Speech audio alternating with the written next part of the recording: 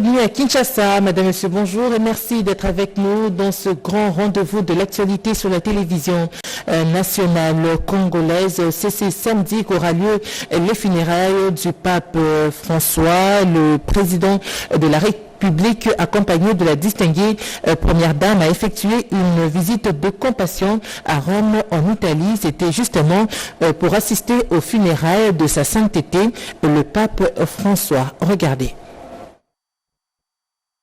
L'actualité à travers le monde demeure dominée, notamment par la disparition du pape François, décédé le 21 avril 2025 des suites d'une maladie.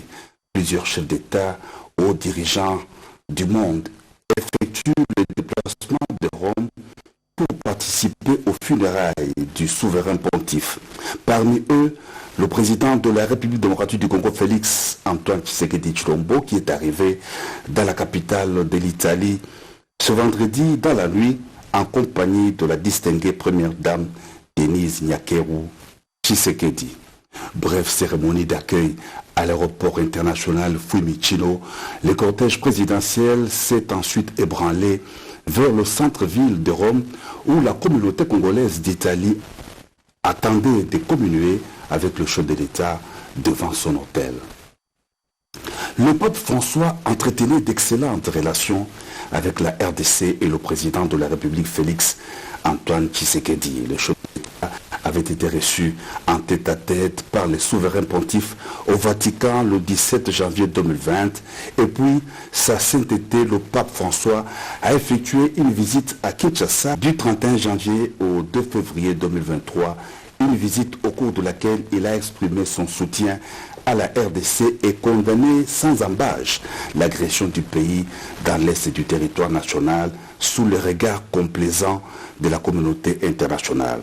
Ôtez vos mains de la République démocratique du Congo, de l'Afrique. Ce fut la célèbre phrase du pape François dans son adresse aux côtés du président de la République à la rotonde du Palais de la Nation.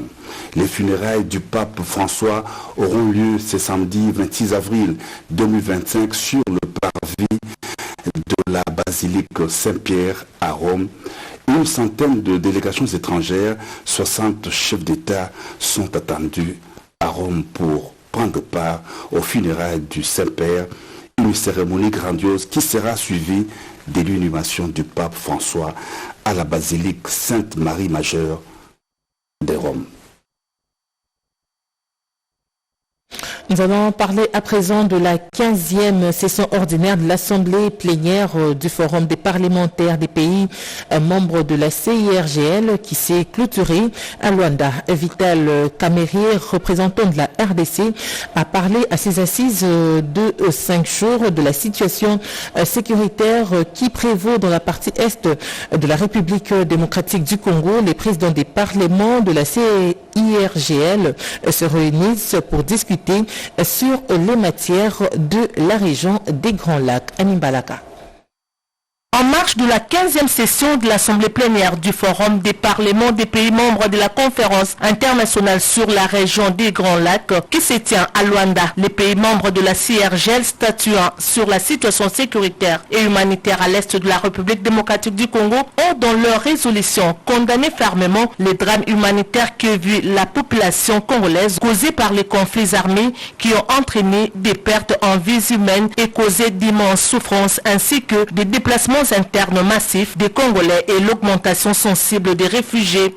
Le Forum des parlements des pays membres de la CIRGL appelle les acteurs opérant dans les conflits armés à l'est de la RDC à cesser les hostilités et à se conformer aux différents processus de paix. Le Forum des parlements de la CIRGL note avec optimisme de l'engagement politique significatif pris par la République démocratique du Congo et le Rwanda pour remédier à leurs relations bilatérales au moyen d'accords constructifs dans le cadre de la feuille de route de Luanda et du processus de paix de Nairobi signé le 26 novembre 2024. Il encourage la République démocratique du Congo à protéger son intégrité territoriale tout en renforçant l'unité nationale. Les dirigeants de la RDC et du Rwanda sont appelés à profiter du soutien sans faille de l'Angola, pays hôte de cette 15e session, pour organiser une nouvelle série de pourparlers dans les plus brefs délais. est de faire preuve d'une bonne foi et de volonté de parvenir à des compromis et à mettre fin aux combats qui ont connu une recrudescence ces derniers temps. La 15e session ordinaire de l'Assemblée plénière du Forum des parlements des pays membres de la CIRGL a aussi appelé les pays membres à bannir les discriminations du genre dans la résolution des conflits et d'autres pour un leadership inclusif offrant aux femmes les mêmes opportunités que les hommes, un engagement pris à l'unanimité par tous les pays membres. Il faut rappeler que la conférence des présidents tenue le mercredi 23 avril 2025 a élu les Tanzaniens Deo Mwapinga au poste de secrétaire général de la CIRGL en remplacement de Tembo Mwelwa Ronald, arrivé en fin mandat. Dans l'actualité, nous parlons justement des funérailles du pape François ici à Kinshasa.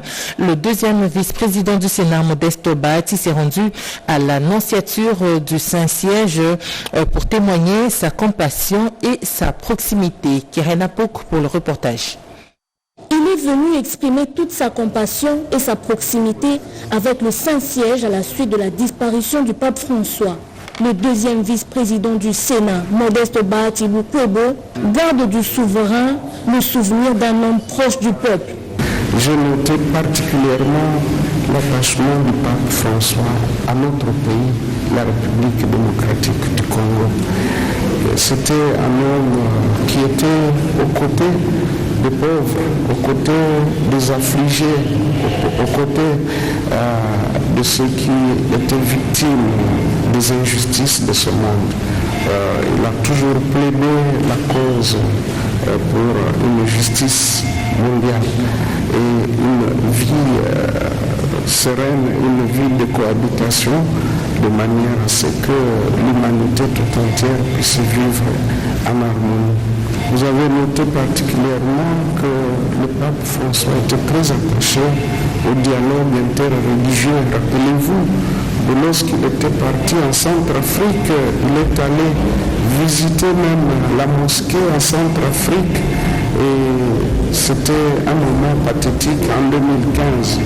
Et lors de son passage à Kinshasa, il a prononcé un discours très très fort pour dénoncer l'agression dont nous sommes victimes à cause de nos richesses, à cause de nos ressources minières.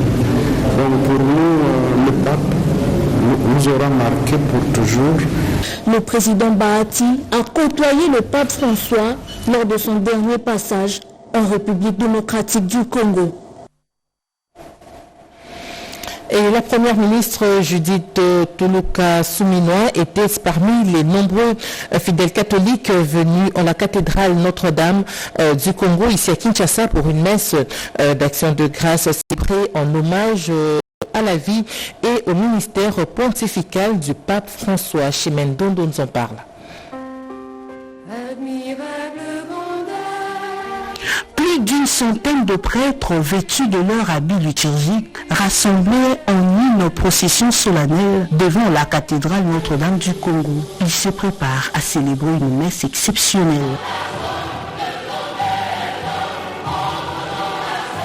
Une messe d'action de grâce est organisée en hommage à la vie et au ministère du pape François, décédé le lundi 21 avril 2025 à l'âge de 88 ans.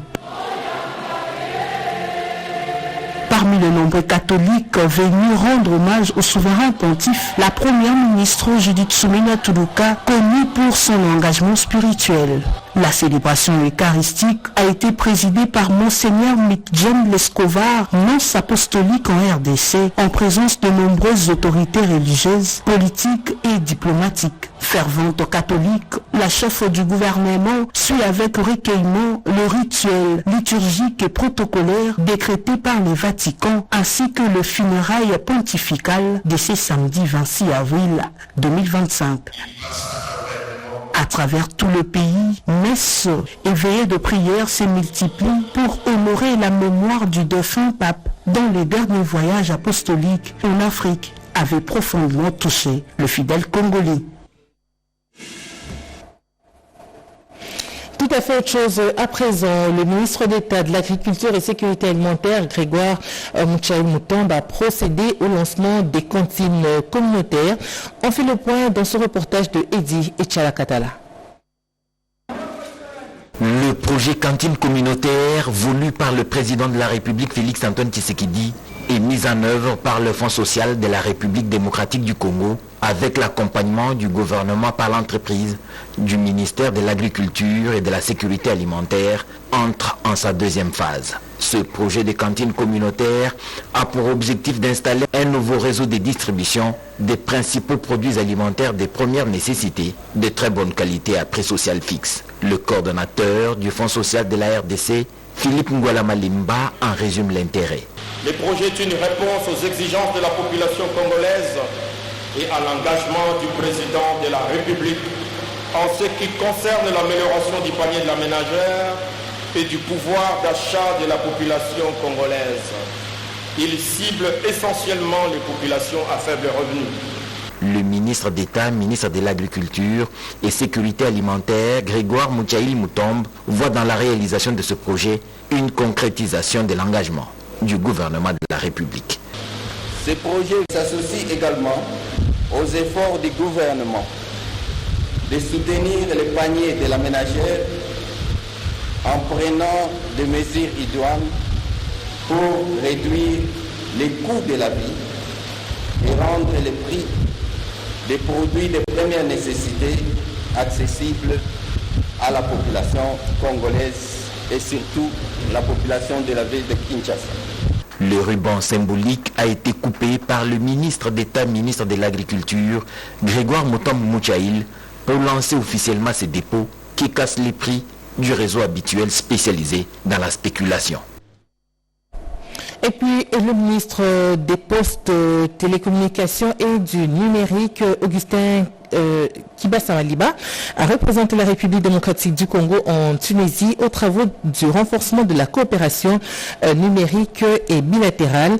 Kibassa Maliba a également échangé avec son homologue sur les sujets liés aux télécoms, notamment la création d'un parc technologique. Nono Mansekou nous fait le reportage.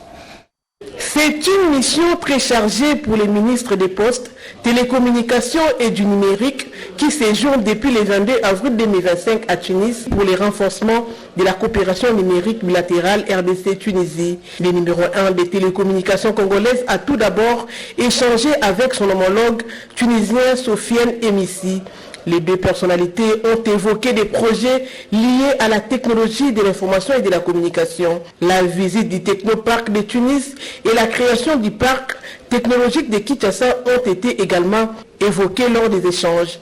Juste après, Augustin Kibassa Maliba s'est rendu au siège de la poste tunisienne où il a eu une réunion de travail avec son équipe dirigeante avant de procéder à la visite des installations de cette poste, question de s'inspirer de ces modèles pour la modernisation de la poste congolaise.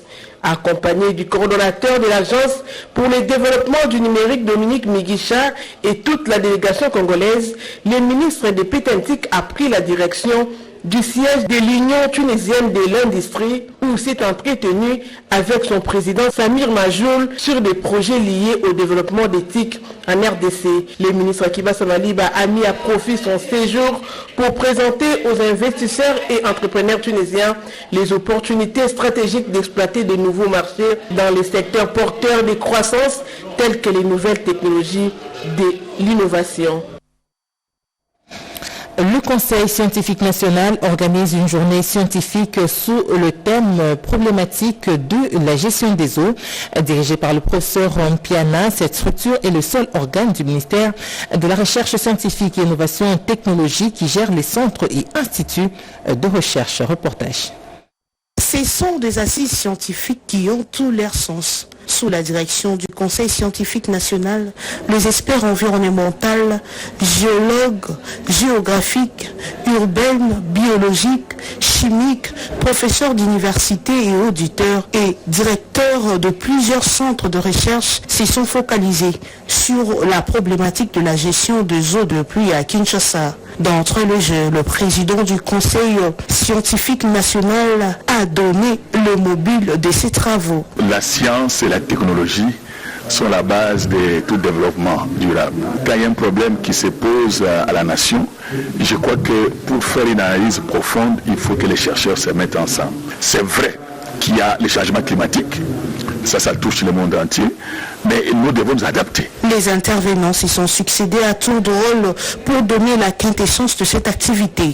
L'on note que plusieurs causes sont à la base des inondations, pluies torrentielles, construction anarchique, mauvaise gestion de l'urbanisation et implantation des activités dans des zones inondables. La professeure Patience Ngelenkoto revient sur le piste de solutions pour une gestion durable et bénéfique des eaux de pluie. La construction, l'urbanisation, la démographie a fait que les zones où l'eau devait s'infiltrer sont occupées, construites, bétonnées.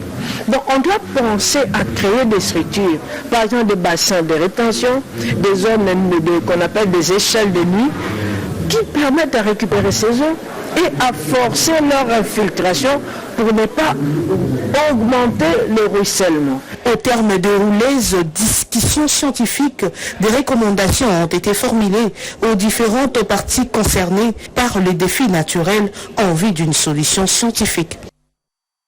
Parlons environnement à présent. Le réseau Babel International vient de lancer officiellement un nouveau programme écologique. Il s'agit d'un programme ambitieux qui vise entre autres le renforcement de la conscience écologique des Congolais et la promotion de la protection des écosystèmes en République démocratique du Congo. C'est un reportage de Marie-Chimène Kamoka. Toséano est un programme écologique initié en 2024, particulièrement par Alidor Mouyaya, coordonnateur national du réseau Babel International. Ce projet ambitieux vise non seulement à renforcer la conscience écologique des Congolais, mais aussi promouvoir la protection durable des écosystèmes en République démocratique du Congo. Toséano vient en réponse concrète et inclusive aux défis climatiques actuels. Cercle et Yamounene pour nos écosystèmes sera le maître mot lors des actions communautaires, des campagnes de sensibilisation et de formation, ainsi que des projets environnementaux participatifs devant permettre l'émulation de tous en vue de l'appropriation de ce projet par les Congolais. Après les programmes Ecosimba Time consacrés à la prise en charge de la dépression, Toséano vient marquer une nouvelle étape dans l'engagement du réseau Babel International en faveur de l'environnement en mettant en avant-plan la participation citoyenne sous le signe de la responsabilité collective, invitant chaque Congolais à rejoindre le cercle de la transformation écologique. Le lancement officiel de ce programme est intervenu le vendredi 25 avril 2025 à Kinshasa en présence des acteurs de la société civile, des représentants des institutions publiques, des partenaires écologiques et de la jeunesse engagée pour le développement durable. Les démobilisés de la province de l'Ituri appelés à rejoindre le programme de désarmement, démobilisation, relèvement communautaire et stabilisation PDD-RCS. L'objectif est de renforcer leur formation professionnelle. C'est un reportage signé Peggy Mukunda. Le train est en marche pour une nouvelle architecture reposant sur des projets de réinsertion professionnelle et des activités de stabilisation au profit des démobilisés de la province de l'Ituri. Après l'octroi d'une enveloppe consistante par les partenaires techniques et financiers en soutien au programme, l'heure est désormais à la mise en œuvre d'un cadre de concertation provinciale. Ceux qui sont en train d'hésiter, votre vie n'est pas faite pour rester dans la forêt ou dans la brousse avec les armes et tout. Parfois, vous n'avez même pas à manger. Moi, je sais. Faites-moi confiance. Amenez vos armes, rejoignez ce programme. C'est une chance unique que le chef de l'État, Félix Antoine Tshisekedi Tshilombo, est en train de vous offrir et il vous donne cette chance de changer le cours de votre histoire. Dans son intervention, le coordonnateur national a également souligné l'importance de cette démarche en déclarant que transformer un démobilisé en agent économique, c'est désamorcer durablement le conflit. Une vision rendue possible grâce à la synergie d'innovation entre le PDDRCS et le secteur de la formation professionnelle. Ce programme, c'est une chance unique qui va vous permettre, chers compatriotes, de commencer une nouvelle marche. Vous allez avoir une nouvelle identité dans votre village, dans votre famille. Parce qu'on va vous identifier comme agriculteur, comme fermier, comme boulanger, comme mécanicien. Et ça va être un nouveau départ pour votre vie. Et au-delà de ça, on ne vous abandonne pas. On va vous donner les activités d'assistance psychosociale. On va vous former pour produire les biens et les services qui vont être utiles à votre communauté. Jean de Dieu, Désiré Tangatita, a insisté sur la nécessité de disposer de moyens à la hauteur des ambitions. Selon lui, chaque dollar investi dans la formation d'un ex-combattant génère du revenu, de la paix et de la stabilisation. Il s'agit d'un triple investissement, a-t-il martelé avec conviction. Et en politique, Alain Bikaï nous parle de la mobilisation de la jeunesse à l'enrôlement dans l'armée en vue de défendre l'intégrité territoriale. On en parle avec Alain Bikaï.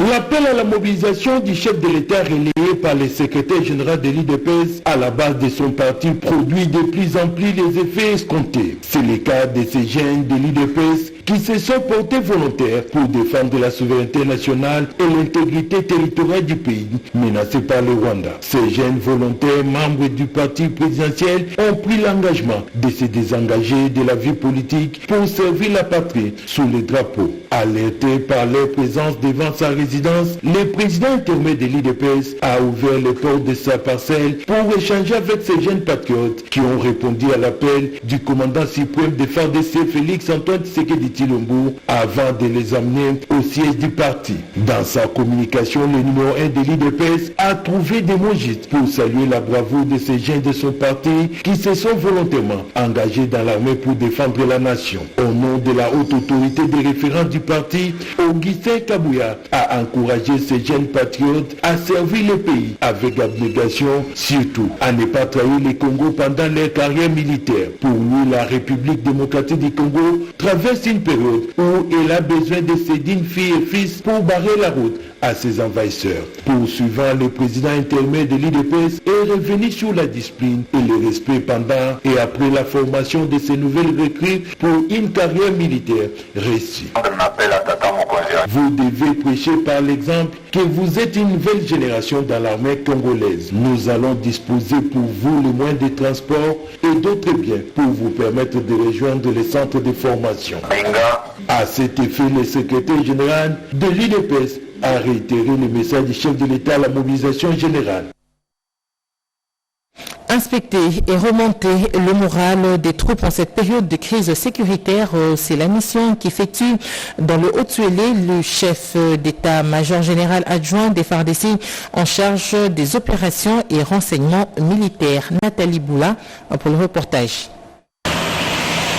Accueilli au bas de la passerelle à l'aéroport national d'Issiro-Matari par le ministre provincial de la communication et des médias, porte-parole du gouvernement provincial, assumant l'intérim de son collègue de l'intérieur en mission, Emmanuel Arama Odingo Kiro, le général Ishalingonza Douro Jacques, chef d'état-major général adjoint en charge des opérations et des renseignements militaires, passe les troupes en revue avant de dévoiler l'objet de sa mission dans la province du Haut-Tuélé. Je suis à Issiro dans une mission d'inspection des troupes et de commandement. Je vais me diriger vers Dungu et partout ailleurs. Toujours faire la confiance à votre armée, travailler ensemble pour qu'on puisse avoir la paix et la sécurité dans les où elle est. Après l'aéroport, le patron des opérations et renseignements militaires au sein des FARDC est reçu en audience par le vice-gouverneur et gouverneur à l'intérim, Christophe Daramatata, dans son cabinet de travail. Question pour lui de présenter les civilités et partager les termes de référence de sa mission.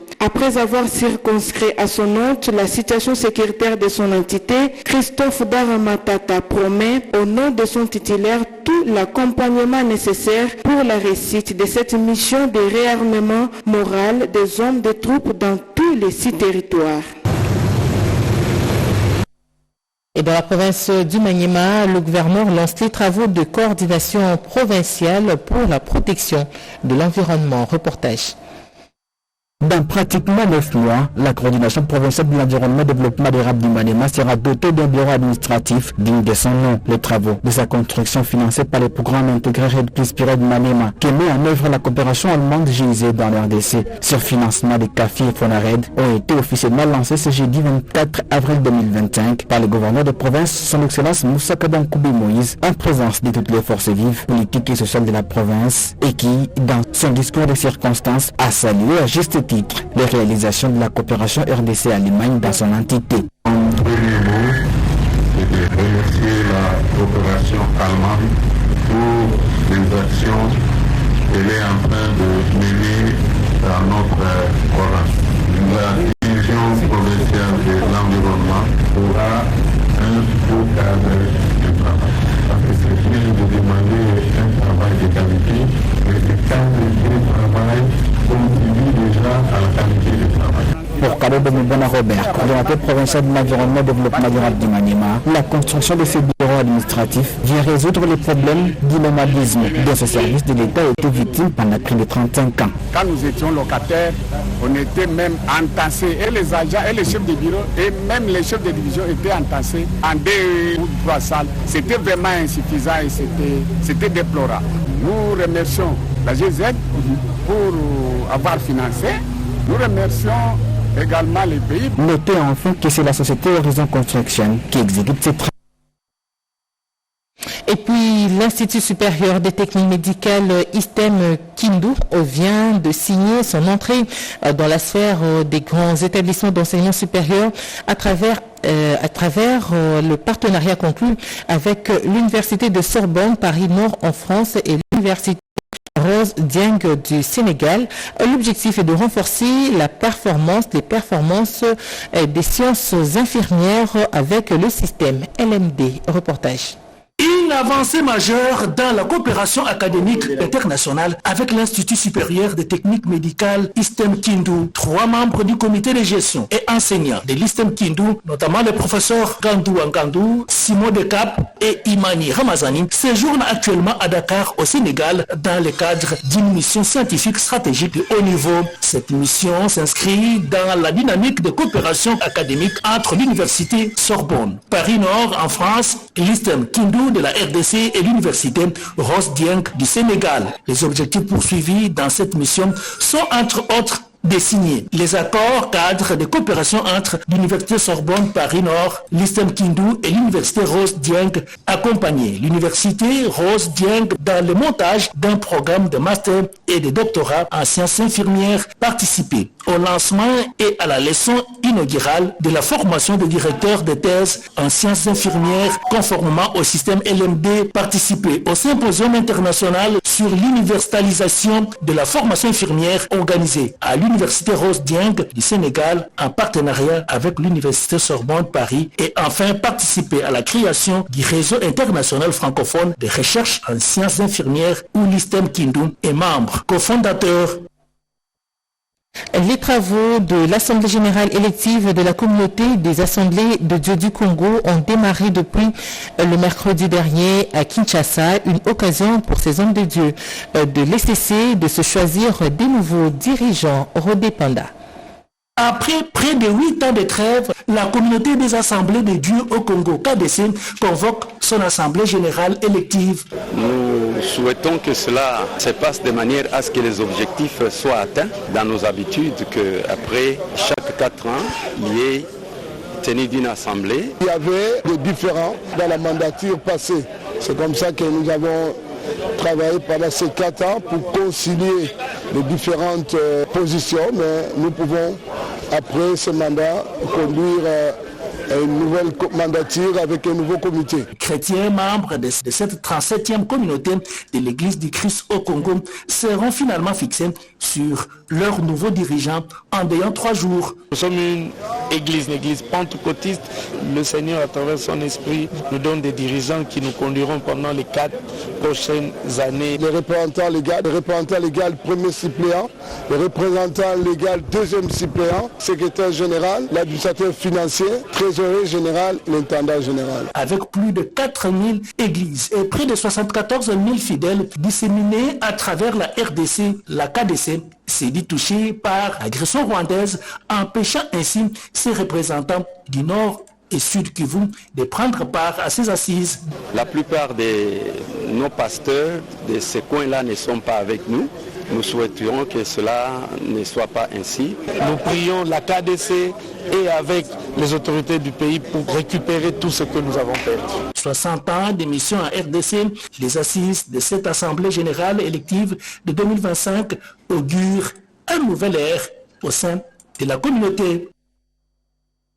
En sport, la dernière ligne droite du stage des Léopards Juniors de la RDC du sélectionneur Guy Bokassa s'est taxé sur un match de fixation hier vendredi dans l'après-midi face aux Aigles de Carthage V20, remporté par les Congolais 0-2 grâce à Tony Talassi et Isaac Loufiko. On en parle avec Josué Lelo. La journée du vendredi 25 avril a été consacrée à un défi plus mouvant et constructif. Les hommes de Guy Bokassa ont livré un match de fixation important pour tester la symbiose entre les joueurs locaux et ceux venus du vieux continent. Opposés aux Aigles de Carthage U20 de la Tunisie, Ferdinand Oukandile et ses coéquipiers ont réussi les tests en s'imposant 2-0 au stade Chekli Zoueten de Tunis. Tony Talassi de l'EF Ange Vert, évoluant au championnat national du Kokachnik 1 au pays, a été le premier buteur de la RDC de la 37e minute de jeu. Lui qui a été auteur du doublé qui a fait remporter à la RDC le tournoi de l'UNIFAC à Brazzaville en octobre dernier, ne cesse de se révéler comme une cartouche indispensable dans le plan de Guy Bokassa. Les Léopards juniors ont dû farouchement résister en repoussant les assauts adverses jusqu'à inscrire dans les temps additionnels le but du break grâce à l'efficacité d'Isaac Loufiko, sociétaire du stade Malherbe des Camps en France. But inscrit à la 93e minute de jeu. Un stage concluant pour les Léopards de Guy Bokassa et tout son staff technique qui ont vu aboutir jusqu'ici le travail dûment consenti depuis des jours et des mois face à une belle équipe tunisienne. L'équipe poursuit avec des séances d'entraînement collectives avec ballon et sans ballon dans les salles de musculation avant de rallier le mardi 29 avril l'Égypte liée de la compétition pour y afficher un visage de conquérant. Réussir leur entame à la CAN les 2 mai prochains face aux All-Stars juniors du Ghana demeure un grand impératif. Ce journal coordonné par Angèle Madiala Londo, réalisé par Chimène Dondo et André Njeka est complètement terminé. Nous le dédions à notre penseur José Baitombo qui souffle sur une bougie de plus. L'information continue sur nos antennes en français et dans les 4 langues nationales. Excellente suite de programmes et bon week-end. Au revoir.